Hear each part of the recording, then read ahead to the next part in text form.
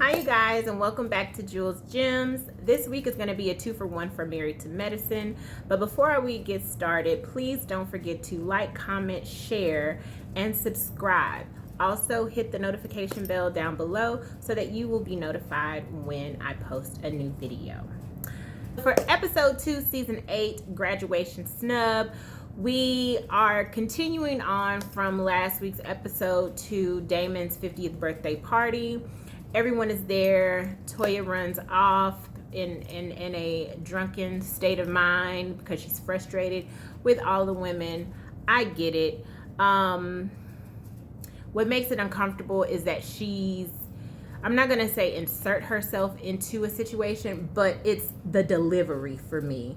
And also the tone. You are not in a position, in a stable mind per se, to really relay and convey the proper message. And so that heightens things, especially when you're talking about a very touchy subject. She goes off to the men and she basically starts scolding the men about their wives individually. And so her husband, Dr. Eugene, kindly walks her to their ride so she can kind of calm down, sober up, and things of that nature. Well, while they're doing that, Dr. Simone basically lets Dr. Jackie know that she was hurt. Y'all, I'm over this conversation, to be honest with you, because I think these women, as doctors, they should know that they need professional help. And I personally think someone who is learning about how to transition a relationship from point zero, as Dr. Simone would define her and Dr. Jackie's relationship, to a budding and blossoming relationship. And I'm gonna wrap this up because I'm so tired of this goddamn storyline. But just to wrap it up, I strongly believe that they all need to write out their feelings, like write that shit out. And not only do they need to write it out, they need to talk it out amongst those women that they're having these grievances with. And with talking that out, the person that they're expressing their experience about, they're gonna have to bite their tongue and sit there and listen, because oftentimes, even with Dr. Jackie, as cool, calm, and collected as Dr. Jackie comes across, you know, she's not above her ego being hurt as well, and automatically being defensive to herself and how she feels in regards to how someone is coming at her. So with that said, I do strongly believe that these women need to listen and understand that even though you may not have had those intentions, the way this person is expressing that their experience with you is, you cannot deny that person's interpretation and experience based on that situation. It doesn't make it it's truthful for them, but it doesn't mean that that's your truth. And I think that once everyone sits down and fully outlines and expresses how they feel about their truth and how they interpret that situation, right, without there being a rebuttal, without there being an argument, they just want to be heard. Most people want to be heard. Most people want to be felt. Most people want to be understood. And so I think that ultimately is what Dr. Simone's situation is, along with Dr. Jackie and Dr. Heavenly. One thing about Dr. Heavenly, however, is that she is a tit-for-tat motherfucker. Like, if you are titting, she's for damn sure going to tat. She ain't on no Michelle Obama when they go low, you go hot. She's not of that. She's not of that thought process. And to an extent, I'm not either. It really depends on the situation. But I do understand why Dr. Heavenly is in her feelings about it, because if we want to be truthful about the situation, Dr. Simone's issue really stems with her husband, Cecil. Had he not started anything, even in jest, you can't play with a motherfucker and then dictate how they play back, right? Dr. Heavenly is one of them people you don't want to play with. She don't play fair. Okay? So then you want to create rules and regulations on how you play.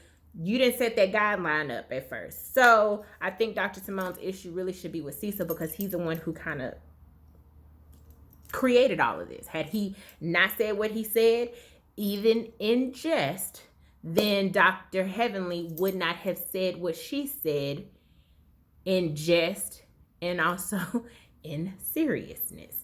One of my favorite moments of this episode is actually Dr. Damon.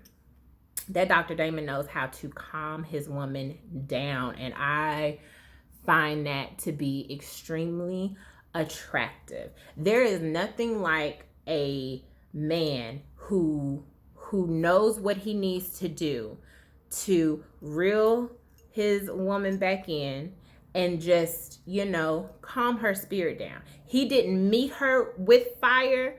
He didn't meet her fire with fire. He met her with this copacetic, calming spirit, and it was just like, let me add that to my wish list. The next segment goes into Toya coming back from a 2-hour tennis practice with her sons, who is still homeschooling, just like most of our children are still homeschooling. And she's helping them with school. She has transitioned them out from the initial school that they started with to a more diverse school, simply because those children were a minority. That is something that bothers me as it relates to my son and where he goes to school. Because I am of the notion that he's already going to be, he has the rest of his life to be a minority in this world. I want him to go to schools where people look like him. I don't care about anything being diversified, or no. The world's already diverse. He's going to experience that, Lord willing, if that's in his plan, to continue his journey into a world where he is going to be a minority. So if I have anything to do with it, he will be attending schools where his peers and preferably his teachers as well, along with the administration, look like him. The next segment then goes to Dr. Contessa and Dr. Scott. They're opening up a new practice. They're going through the whole building out the new practice that meets aesthetically their likes, and they start discussing marriage counseling. I am not in agreement with Dr. Scott. I don't understand how you can be a doctor and understand the significance of you being a doctor, you being a specialist in a particular field, and then not seeing the significance of someone who is a therapist or a counselor to help you and your wife be the best husband and wife, friend, however, partner to each other in your marriage. Like, that's your specialty. You wouldn't want your patient to assume the role of a doctor. So why would you, as a doctor who has no experience in marriage counseling, why would you assume that you have the capacity to counsel yourself? I just don't think that that's right. So what they've considered doing, and whether they was having marriage issues or not, I do actually like the idea of them alternating when they come into the office and when they don't, because to be honest with you, it's great. We have a practice. We might can do one day together when we're both working in the same day, but I don't want to see you every day. Like, I want to have a space, because when you go home, you're going to be with that I just believe that for me, I don't want to see you all day, every day. You gonna get on my nerves. You're not gonna give me nothing to miss. I'm not gonna be looking forward to seeing you because I see you every day. So yeah, I like the alternating days. Even if their marriage was doing great, I still like the alternating days. I know it works for some. It just don't work for me. So we move on to the next segment of Dr. Heavenly, and it is featuring one of the most infamous YouTube personalities, which is Funky Dineva. He had two missing teeth replaced, or however he discussed it sometime last year, however, in a video of his. So this was expected. What wasn't expected for most of his viewers, which caught us by surprise, that they videoed it and showed it on this episode. So since then, he actually, because of his experience, he was able to shift over some business to Dr. Heavenly because of the beautiful work that he's done. I know that a lot of people talk trash about dentists, but you know, and they're like, it was nothing to be a dentist. Well, bitch, why ain't you one? Since it's nothing to be one, why ain't you one? I don't like when people discredit certain fields because you think it's not on the same hierarchy as other doctors. I don't think being a dentist is an easy feat, if I'm being honest. I just don't. So it really, and I'm saying this because Anila and Toya made that comment on like the first episode. And that really rubbed me the wrong way. Bitch, if it was so easy, then why the fuck is y'all not dentists? You know, I'm just saying. Anyways, moving along to the next segment. So we're finally introduced, we are formally introduced to Anila, the new housewife, and her husband, Dr. Karan, Dr. Kieran, I don't know. So we're just going to actually say Anila's husband, the way that most people like to actually flip it and be like, Dr. such and such's wife. No, she has a name. So, no shade, but Anila's husband. And her family, she has a little boy and a little girl. She also has a nanny. We'll also talk about nannies in the second episode, because the third episode, because I'm really confused about that. But anyways, Anila used to work in corporate America before she married her husband, where she worked for a perfume. I think she was a global something manager there. She compared herself to Miranda from Devil Wears Prada. And now she is a housewife. However, she was able to leverage her talent and expertise into a blog. One of the things that I find amazing about Anila is that not only was she was able to leverage her experience in corporate America and transition it to something that is comfortable for her new lifestyle as a housewife. So she is actually a lifestyle blogger that has found a niche specifically for the Indian culture who loves glam. So I'm actually very proud of her because she's still a working woman. I have tried the housewife thing before, not on purpose. I was laid off, and so it was extremely hard for me. I found it boring. So the fact that she's able to kind of balance, she's able to work, but it's a non-traditional work, I'm here for it.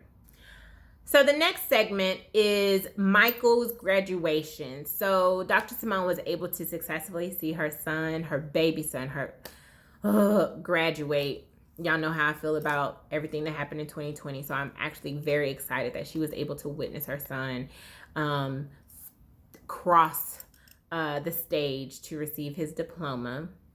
A lot of people was not able to do that, and I'm just happy that she was able to capture that moment.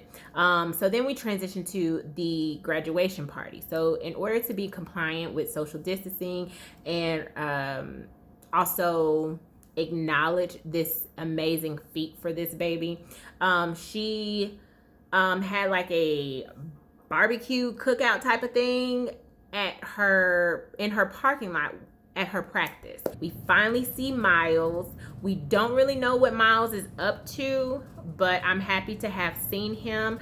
Toya, Anila comes by and joins them. Toya brings her nanny.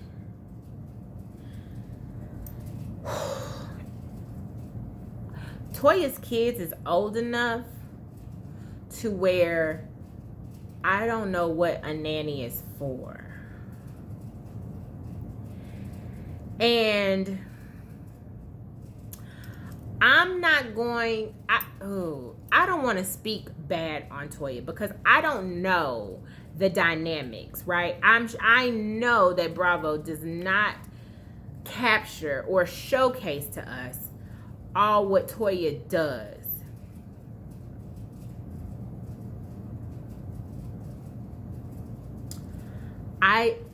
The nanny is not making sense to me. And it feels like it's just further adding to people's assumption, like, damn, Toya, you don't want to do nothing. I don't understand the purpose of the nanny. Okay. Anila shows up with her family. Dr. Heavenly is not there for obvious reasons. You know who's not there? Dr. Jackie. I've been in a situation with a friend where there was a major milestone in their life that occurred and I was not included in the manner that I felt like I should have been. And in a sense, I was kind of like Dr. Simone, where I felt like, you know, we've had all these years, and the fact that not only just these years, like, we've been by each other's side for every single moment in each other's lives, and the fact that I was not considered, that made me feel some type of way. Now that I'm older, now that I've worked through and processed that, as hard as it is, as hurt as my feelings were, I wouldn't trade it for where I am now, emotionally, mentally, spiritually, and because there was a major part of me that was very immature at that time, and I probably was not going to show up with the right spirit and the right intentions. Even if I tried, the energy just was not probably going to be what that situation called for. So on one hand, I get why Simone did not invite Jackie. On the other hand, this is really like their first infraction. And just knowing that because of this rift between Dr. Jackie and Dr. Simone and Dr. Heavenly, Dr. Jackie's put in the middle and she's suffering from not being able to participate. It hurt my feelings, y'all. I can't lie. I know for a fact that once they get over this, there's going to be some regret from Dr. Simone. And also Dr. Jackie. I mean, they're both going to regret this. But unfortunately, it's one of those situations where they had to go through it. And if they feel like their relationship and friendship is worth it, they're going to grow through it, and they're going to chalk it up to experience, something that my daddy loves to say. We just gonna chalk it up to experience, because that's really what you're gonna have to do, unfortunately. But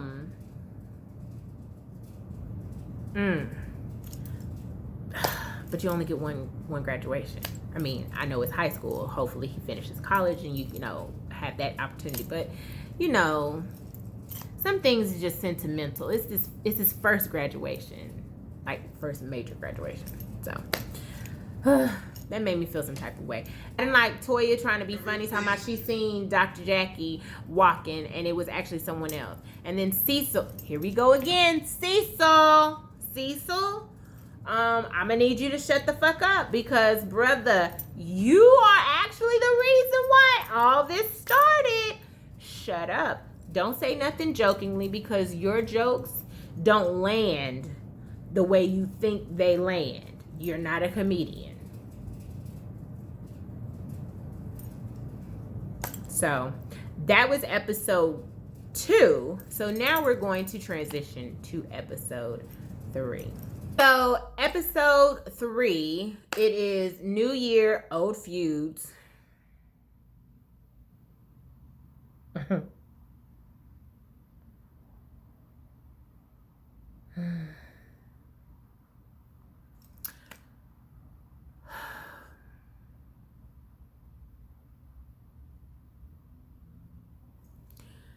New Year, old feuds. It enters with Dr. Heavenly, who is back in the office, and she is actually replacing the front tooth of a young black woman who is an activist who was punched in the mouth for video recording another protester during the Black Lives Matter. Just getting his information, recording the events, and she was punched in the mouth by one of those good apple cops.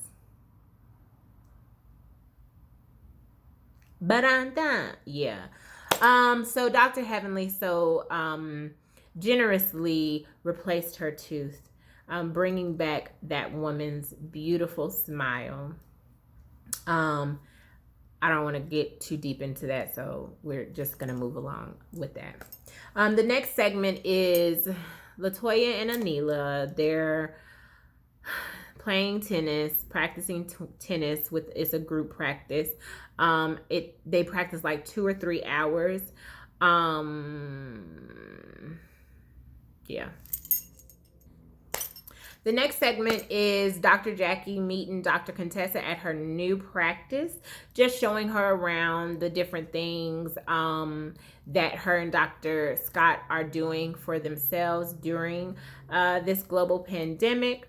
And Dr. Jackie just basically talks to Dr. Contessa as it relates to how her and Dr. Scott are going to balance having this practice with some of the peaks and valleys of their relationship, if you will. I'm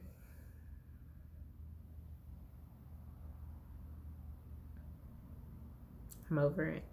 I'm over these old topics. I can't. I'm tapped out.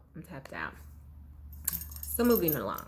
The next segment is in regards to Anila and her family. Her mom and dad lives in Savannah, Georgia. They have drove down to Atlanta, Georgia. And not only have they drove down, they have come with gifts of food that her parent or mother, if you will, has made. Her mom and dad is a product of arranged marriage. Her husband, Dr. Anila's husband, is not here for the parents being there. Baby, he is, I'm not going to lie. If I'm accustomed to a certain type of way of living, a certain routine, if you will, and someone comes in and puts a void in that makes me feel some type of way. You are disrupting my peace. I'm accustomed to a certain type of peace and chaos, and anytime someone comes in and disrupts it, intentional or not, it makes me extremely uncomfortable. So I am with him when he say, I need a drink.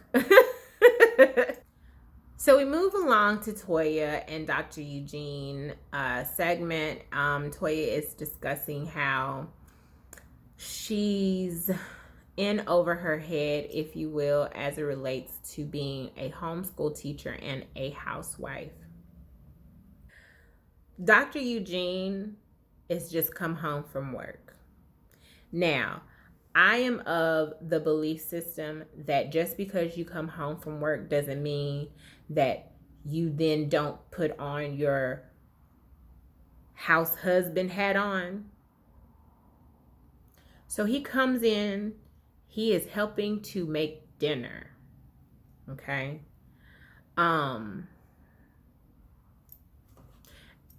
She's complaining about being a homeschool teacher / housewife.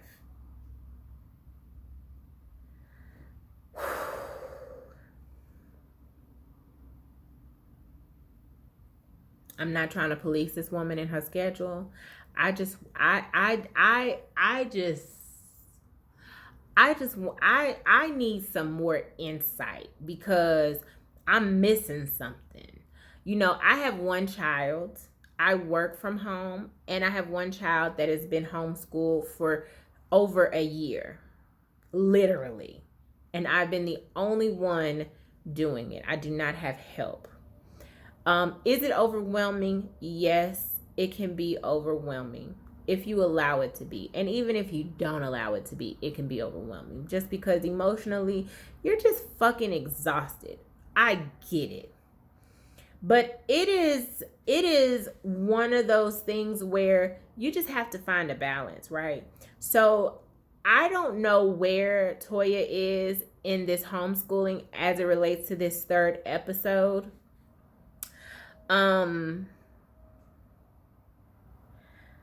But I just know that she seems to have a good husband and a partner, because that is the type of husband that, or partner, I should say, not even just a husband. That's the type of partner that most people desire.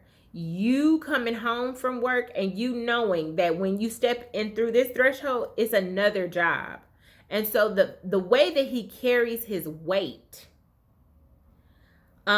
between work and home,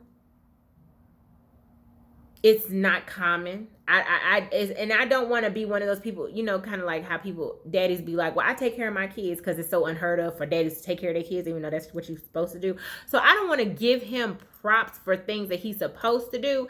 I just hope that Toya understands that she is in a situation where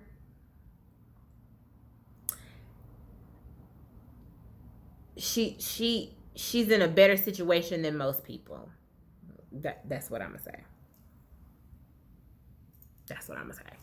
So the next segment is Quad and Dr. Heavenly. I'm actually excited to see Quad.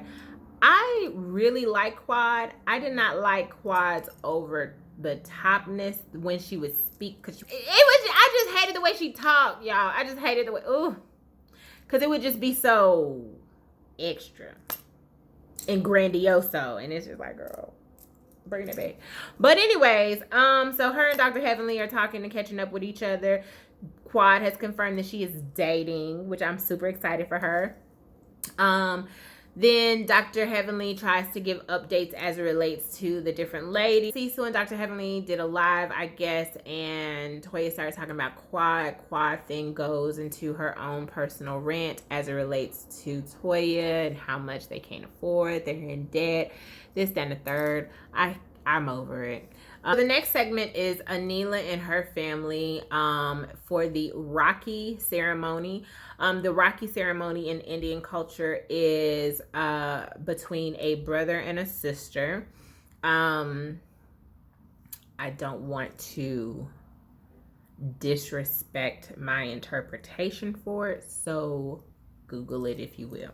So anyway, so Anila pulls Dr. Contessa to the side, and she's wanting to have a one-on-one conversation to just say, hey, Dr. Contessa, I want to get to know you one-on-one, but then segues into how Dr. Contessa needs to talk to Toya. One thing I think Anila has missed throughout these seasons is that Dr. Contessa and Toya were friends first, because that's how Dr. Contessa got on the show, by way of Toya. So allegedly they were friends. That's what the show says. So that's what we're going to go with. And they've somehow went their separate ways. So Anila should actually be concerned about her relationship with Toya, because word on the curb is that Anila and Toya ain't friends no more. So I don't know what the problem is with Toya, but she can get you on. She just can't guarantee a friendship with you if she gets you on. So after that, it escalated between Toya and Dr. Contessa, basically trying to say, Dr. Contessa is trying to downplay everything and just like, you know, sis, like, we in the middle of COVID, like, life's too goddamn short to be with this petty shit. And Toya ramps it up. and was like, don't tell me about COVID because my husband working COVID. He do COVID every day. And I think that, again, the points were missed because everyone wants to be heard, but no one wants to listen. I really think these women actually, I hope sometime during the season, they actually really truly sit down with someone and have like this group session where people just speak their truths without a rebuttal from the person that they're speaking their truths to, without a condescending remark. Just listen to people. That is one of our weaknesses, is that we're so quick to address something instead of listening. So that is it for episode 2 and 3 for Married to Medicine. Again, don't forget to click like, comment, and subscribe, and also click the notification bell down below so that you will be reminded when a new post is made. Thank you so much, and I appreciate you. Bye.